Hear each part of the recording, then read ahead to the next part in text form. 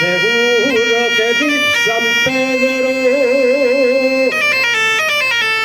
cuando lleguemos allí, los amigos de Facundo, que vengan todos pa' aquí.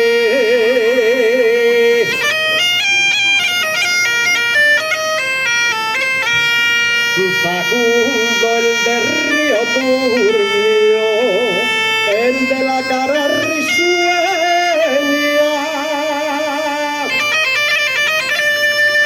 el que durmiendo despierto con la asturiana sueña, y un hombre que por el pueblo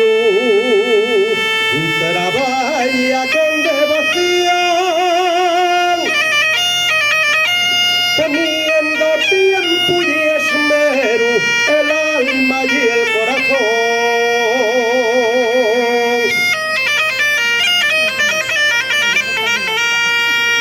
El día que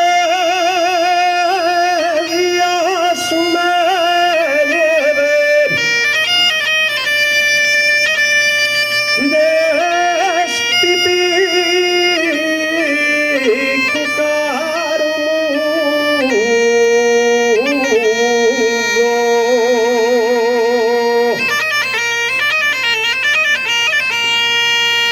puedo marchar bien contento,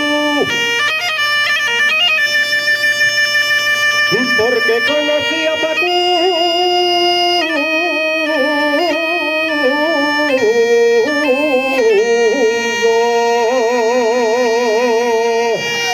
Adelante, Facundo, y ánimo.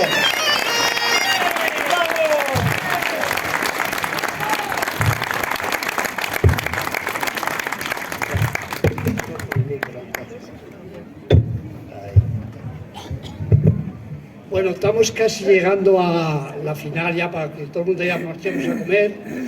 Y ahora voy a recibir al grupo, que no digo el nombre porque ya se me olvidó.